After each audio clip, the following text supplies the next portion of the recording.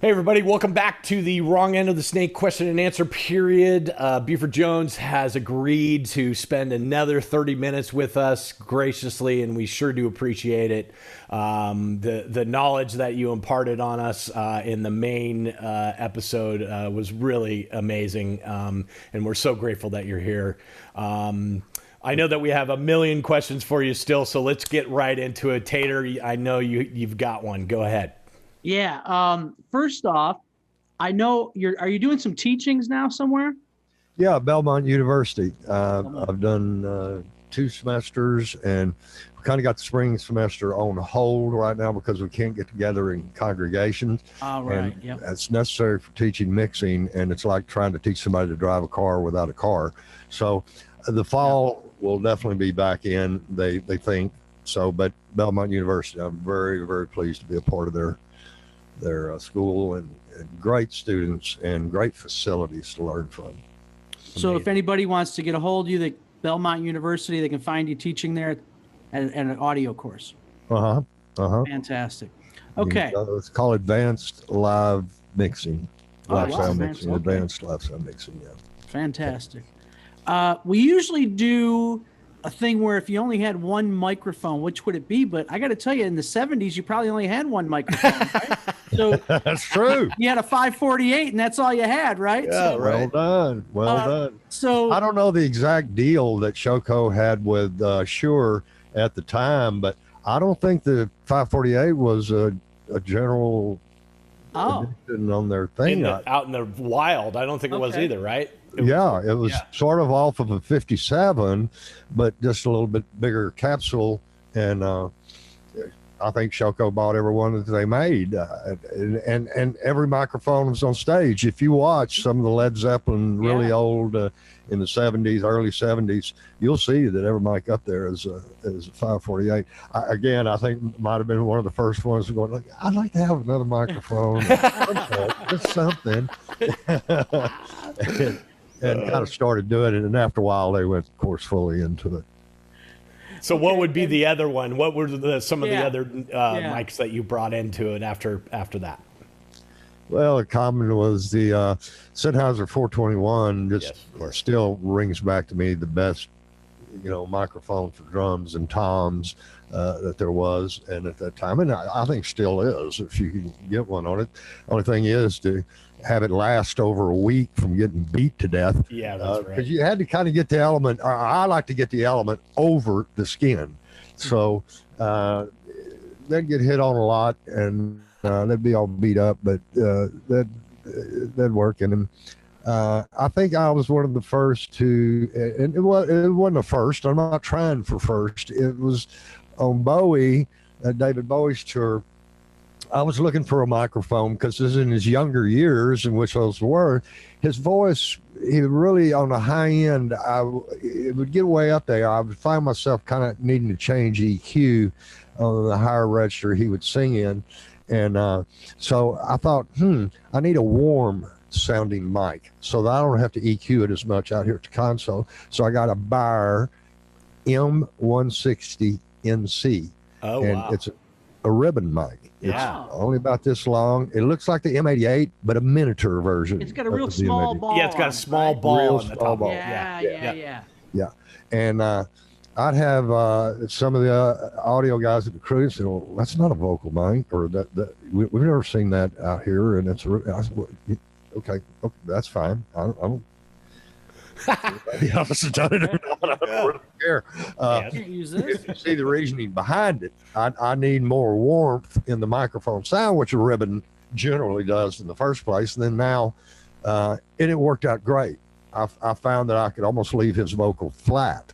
And when he was in those higher registers, it was perfect. And I didn't have to do anything with it. In fact, he got very attached to that microphone because it was real small. He liked the way it looked and felt. It wasn't bulky. And after he threw a couple of them out in the audience at the end of the show, and I reminded him in the 70s they were 900 and something bucks. Right. He went, oh, okay, I'll stop that. I'll stop doing that. Yeah. Okay. And so there it was. In fact, one tour went by, I don't know, 4-month tour. And it was a year later, and we did another tour, and I forgot to put that 160 in the trunk. Oh, So geez. time had gone by. And first thing when he walked up to his microphone, where's that microphone I used to have? It'll be here tomorrow morning. Not getting clean. Yeah, right. But that's part. I think when we talk about relationships with artists, and if you're honest with them and upfront with them, and don't try to teach them or convince them that you know what you're doing, just normal. That's all I knew anyway, and I think that's why we got along so well. And he was very tolerant with that situation. But other microphones, we experimented. I used to like to take on the days that I give you Jackson Brown, for instance. He was dealing with a lot of monitor issues, and I think what I narrowed it down to in time was just the rejection of the microphone that he was using. And I honestly can't remember what it was. But I know I was listening to the sound. Now, whether there wasn't enough high-pass filtering going on or what, it was clouding up his mix in the monitors. Well, that's not my ball game, but I wanted a better microphone that I could get him out front. So I laid, I don't know, I think it's 5 microphones out on the stage one day. I had a little time before the band got there. Happened to have some blank channels. I think that's rare that I ever have a blank channel. But anyway, I could plug these microphones in and listen to them one at a time on the stage. And then I would have somebody talking to them at the same level, just go across, talk on these microphones. Okay. I don't care who made it. I don't care what number's on it. I don't care who's used it. Just put these 5 mics there and let's listen to them. And then I'd have somebody go hit the drums while the 5 mics are at the stage center. Now go back and bang on the drums for me and let me hear the rejection. Let me hear which one's really picking all that mess up the same. And it came down to a AKG 535. I think I got that right. Oh, look at me. My memory, I tell you, yeah, it's 535. Which at the time was $50, $60 mic. Wow. But it was clear that it had the best rejection. Right. Not the best sound necessarily. But I knew I could work with the EQ if we could get less noise back into his mic. And he started singing on it. We narrowed it down to like I said before we got there, then put that mic on the stand. We come in for sound check. He started playing and played the song all the way through, and he stopped at the end. He said, into the mic, he said, "This is the best it's been for me since I can't remember." That's great. Wow, cool. And then, he played another song, and he said it again. He says, "I'm telling you, this is great. I can really hear what I'm doing, and I'm really enjoying this." He said, "Bieber," he says, "pick one of anything you want." Perfect. Now, how do you answer that question? I don't stuttered know. for a minute.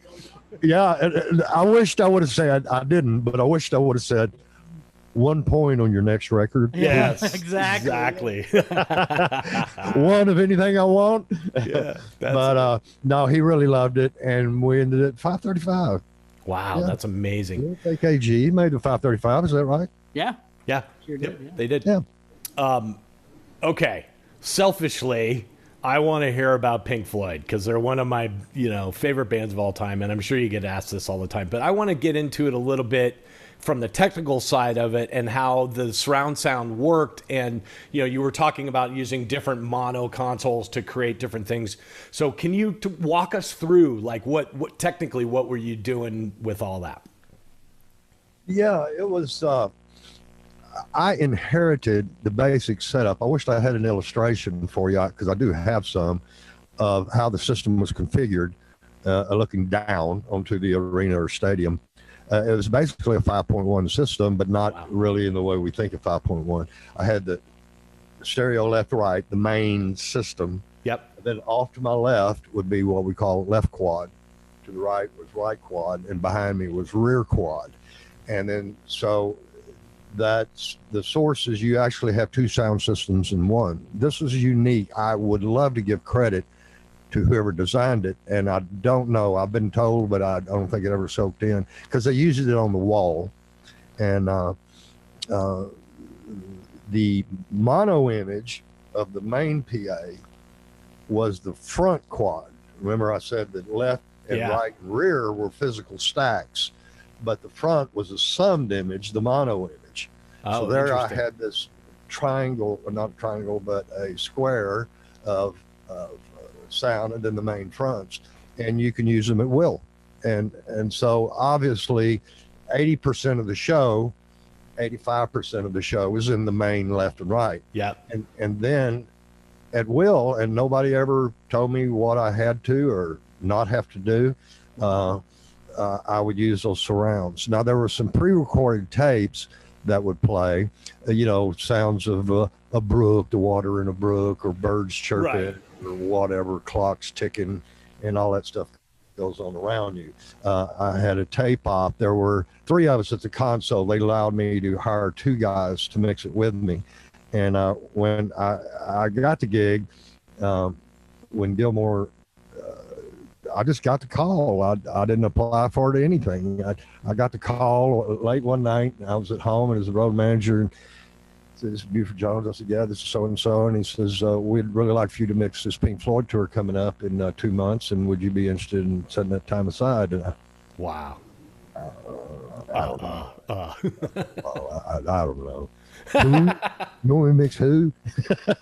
So sure. Anyway, so when I go out on it, and we're starting, one of the most amazing things we talked earlier about doing the way the artist wants it. Well, of course that's always the case, but I was on the second day of rehearsals. 6 weeks we recorded at a hangar at Air Canada at the Toronto International Airport. 6 stories high. Wow. Hangar was. There's 747 parked in the one on across the street, and a 727. So to give you an idea how big this room is, it was awful. But anyway, I'm out at the console, and I'm trying to time the intervals of the song Us and Them, the vocal echoes, and I'm trying to get the intervals. So I do it in a 100-second stopwatch, take that and do the calculation, and then put that in my delay times. So like it was. So I'm doing that, and David Gilmour walks up, one of the most wonderful individuals I've ever worked with, and just an incredible guy. And he walked up and he said, "Hey, Bieber, what you doing?" I said, "Well, I'm trying to get this echo just like the record." I said, "I'm timing it out so I can put in my delay line." And he said, "Hey, I'll never forget this." He said, "Hey, you don't have to do this like the record." He says, "Be an artist and paint this picture however you want to paint it." Wow. Oh, shit. I just felt this enormous pressure, right? That instinctively is on us all. You walk into a situation like the Pink Floyd, and I'm mixing their sound. Oh, wait a minute. So I know what he meant. He wasn't saying go out here and smoke a bunch of rope and do whatever you want to do and get crazy. And but he was saying stay within our signature. But hey, I've hired you because of your credentials. So give me what you got, is what he was saying. Amazing. Give me what you got, but stay within our signature and do whatever you want. So we did just that, and it worked out real well. John Kieran again gave me all the points. The system worked in a way that this diagram that I explained, Britannia Row had made us a small little mixer that had 4 joystick panners on it, and out of that I could send echo sends, 4 different echo sends to any one of those 4 joysticks, and then manually pan it around the room. But I used that effect 2, maybe 3 times the whole night. Right. Another amazing thing. There wasn't any quad panners then. And he had actually mentioned this, and I ran out and did it, and it worked incredible. Was take 2 SPX 90s. And they were the 90s before it went into the 2. SPX 92, and et cetera. And it had an auto pan. Yep. Okay. So I took 2 units, take one of them and apply its outputs to the left-right quad. I took the other one and ran its output. Oh, that's great. Front, rear. And then why their inputs. Got it. Why their inputs So and come off of one this kind of echo stuff. stand. Yeah, it's just swimming in the air. That's great. It's just, and depending on the frequency, would change, of course. There are, I say frequency, I mean the oscillation, the timing of it would obviously change. So we would set that at each venue, and even in stadiums down to arenas, you could dial it in to where it always felt the same at the console as far as the time and what have you. So I use that on the vocals. The girls that were singing oohs and ahs while David's blowing out a guitar solo, and then the vocals just sound like they're coming out of the sky. Yeah, right. And I can't describe. I cannot describe if you weren't sitting there what that felt like.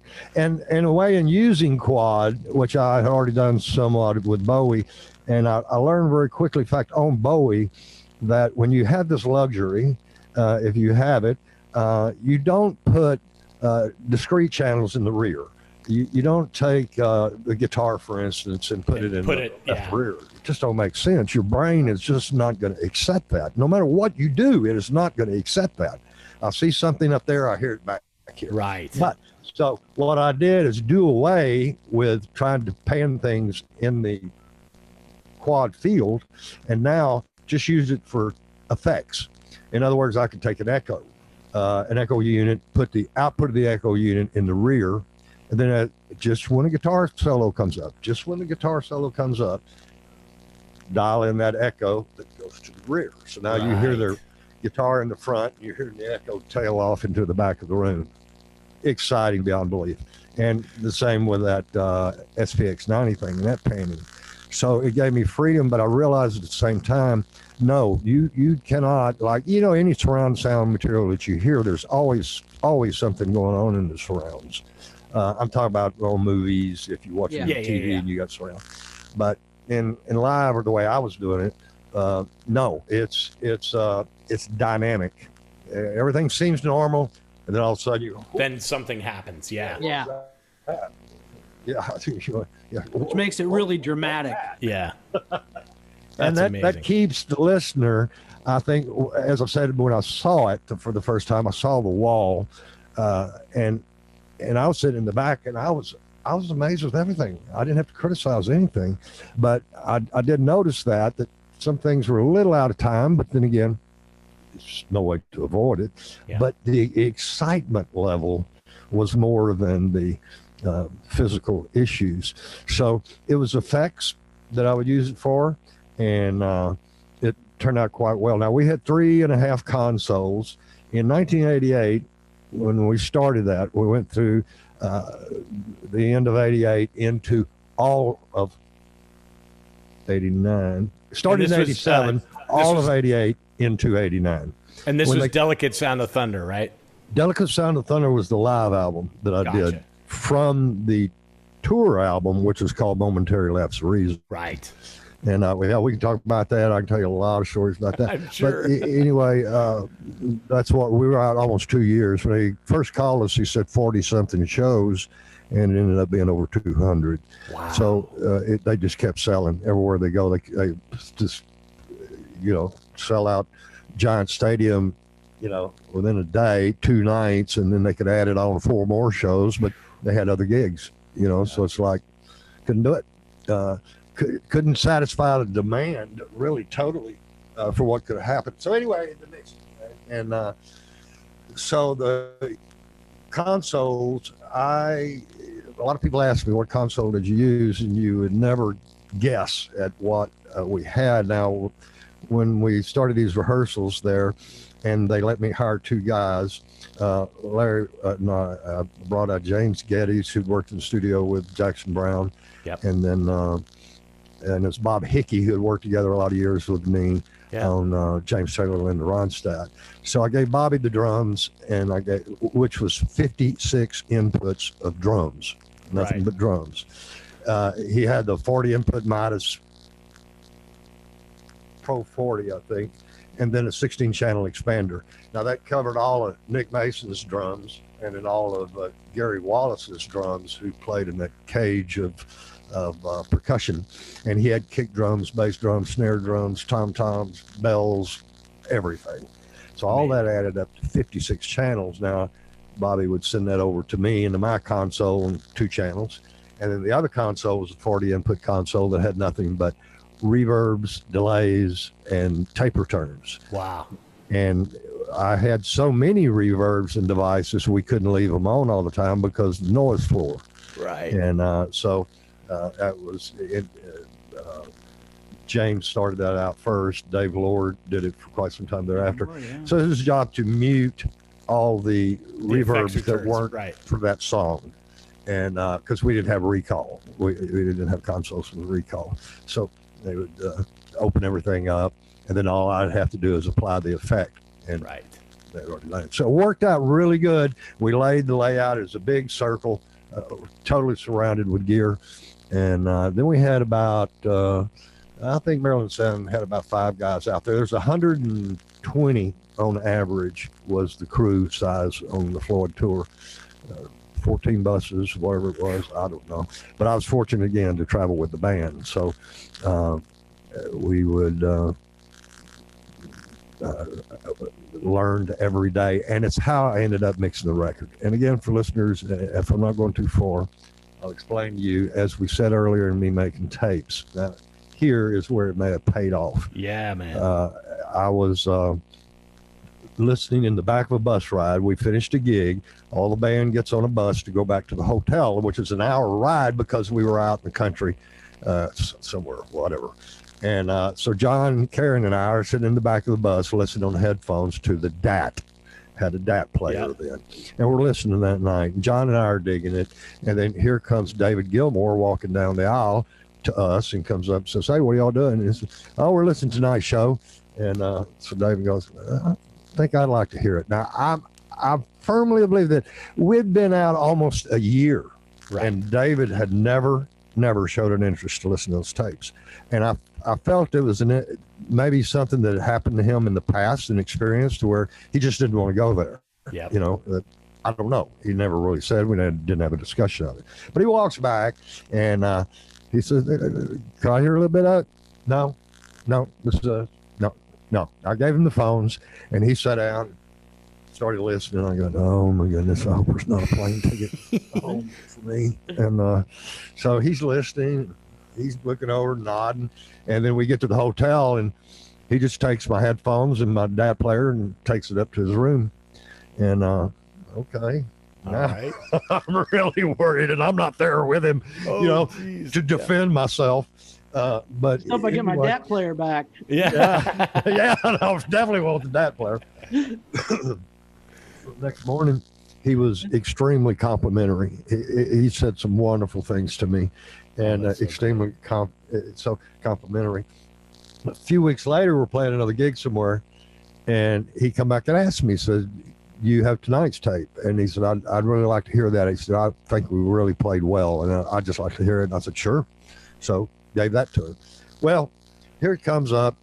I don't know in time exactly. I think it's a month later, and we're in Berlin, and we're doing a show in Berlin, and I got up in the morning for breakfast and went down to the coffee shop, really nice place, and David's sitting there eating breakfast by himself. So I sat down with him, and we started talking, and just out of nowhere, he says, "Hey, we're gonna do a live album of this tour. We're gonna do it in New York City, and we'll record all 5 nights there, and you're gonna mix it." Just kind of like that, and you're gonna mix it. Wow. And I said, "What? Okay." And he said, "We'll do it at Abbey Road." He said, "That's the EMI," and I think their label was EMI at the time. He said, "You do it at Abbey Road." "Oh, that's another bummer, but okay, I'll take that." And I got to work at Abbey Road. yeah, can't you do it at a place that's got a proven record? So there it was, and I just know in my own heart, had it not been for him hearing those show tapes, him hearing the response of my work out front, and walking around and getting input from management and all of that, my attitude and my passion that I paid toward it, and just was so eat up with that in time. All of that kind of came together, but I think those show tapes had a lot to do with it, with him sitting and asking me to mix the record. Well, I hope you had a great lawyer cut that deal for you. That's all. Yeah, I hope so too. And because that was probably a pretty successful record. So I don't mind saying, it's again something for young people to understand. I did not have an attorney. I did not have an agent. I did not have a manager, and I could have, I think, at that time period of my life. And they sat me down on the airplane after he and I had a conversation, David, now that you're doing it. It was just a day or so later that on the private plane we were on, the manager, top dog, sat me down and said, "What do you want?" Wow. Key words. I don't know how to answer that. Yeah. Thank you. Because that's where I was. I was stunned. I did not know. And I said something like, well, give me this much more a week on my salary and let me bring my wife and baby over. And, of course. Yeah. No problem. He was going, no problem at all. Yeah. If you don't ask for it, ye shall not receive. And that's a mistake I have to live with the rest of my life. But I think the haunting part of it's gone over with. But I just know if I'd have played my cards right, and all things are meant for a reason, for me to, who knows what roads it would have led me down. But from the way that they treated me, which is absolutely royal, I know that they would have accepted any point offer or, in salary and doing all of that. But if you don't say it, you don't get it. And you get caught off guard a little out of your comfort zone, right? So just make sure always you're on top of your game when you get offered something like that, right? Well, there's a book that Carlos Alomar, who wrote Fame with Bowie and John Lennon, he's Bowie's band leader in the 70s. And he told me about this book. It's called This Business of Music. And he said, Bieber, get this book and read it. And I didn't. And years went by. I think years went by, too many decades, where I was doing a talk somewhere. And I brought that book up.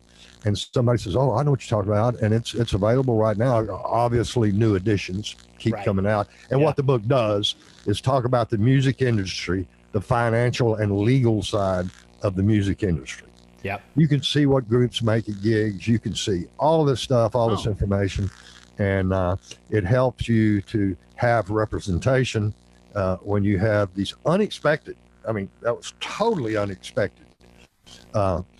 Again, one day asked me on the plane, the next day, it was in effect. So it's like I had no time. That's what I should have said. I should have said, can I consult an attorney? Yeah. That's all I needed to say. I don't think that would have been harmful. I think they would have said, of course, go do what you need to do, and then give us an answer as quick as possible. Because they were putting the budget together. And that was an album that really, I don't think cost them too much money at all, because Dave Hewitt, I hired him to come out and record it. Dave Hewitt has done so many things with remote recording. And Dave's such a wonderful and great engineer.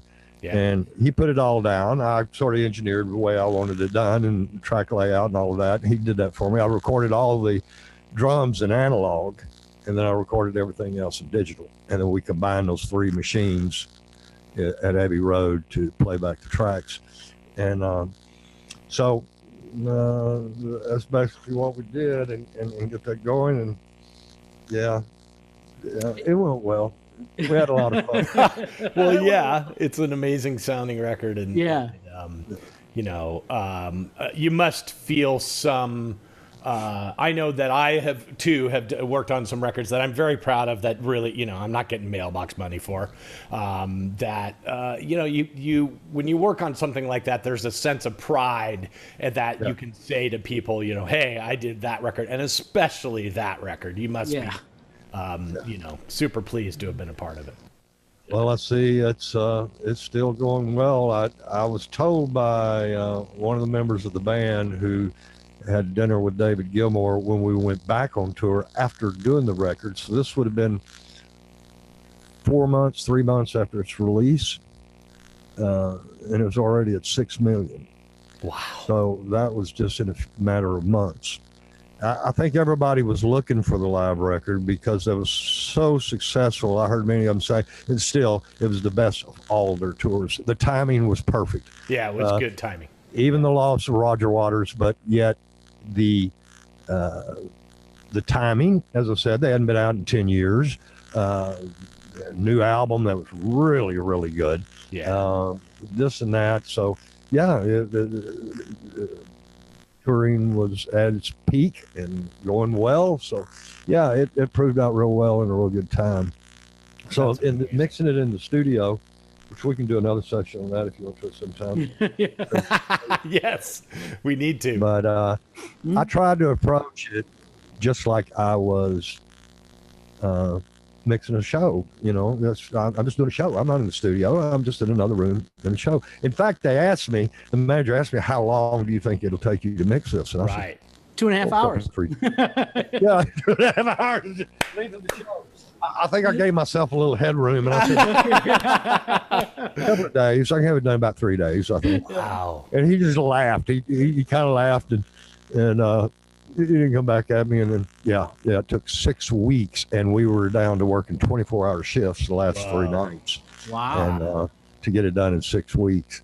So, I mean, that is just a thrill, again, to be able to have control of that. I think live and them in these stadiums, and what I mentioned about the energy with Led Zeppelin before they'd come on, it was very similar with Floyd. I mean, when the house lights go out, you know something big is about to happen. That's right. And when we mixed the Venice show is a good thing, you know, because we were all out on barges out in the lagoon there at Venice.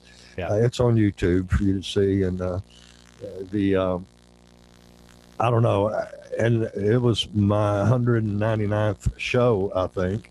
I knew the music. There wasn't no question about that.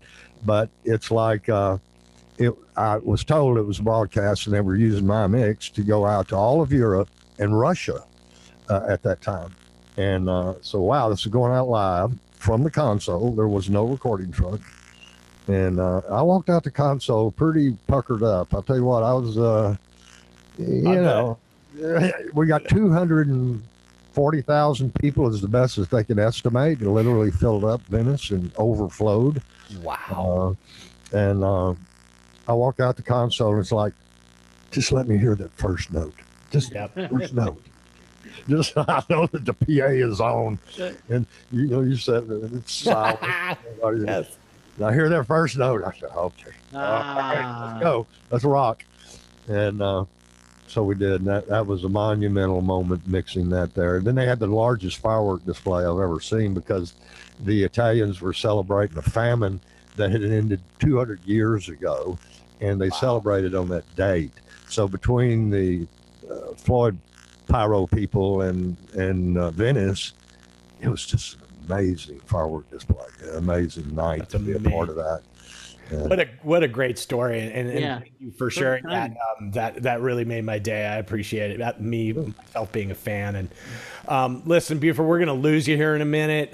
We've come up on our 30 minutes, and thank you so much. And we would really love to have you back because you're just full of just amazing stories, and we hope to have you back sometime soon. And I want to get in console stuff, all kind of stuff. I know, man. Let's do that. I'm game and open. I'm retired. I don't do anything but wake up and go to sleep. It's about all I do. So, and I'll be glad to join you. And if you want to narrow it down into certain topics, or some of your listeners want to ask some questions, some things they'd really like to hear about too, you're doing a great job with questions. But I'm saying, absolutely. Write them down. Let me know. I'll do this for you anytime you want to. Thank you, Buford, man. Awesome. Just warms my heart. Great story. Thank you so much, and we'll talk to you soon. All right. Thank you guys for having me. I really appreciate it. All right. All the best to you.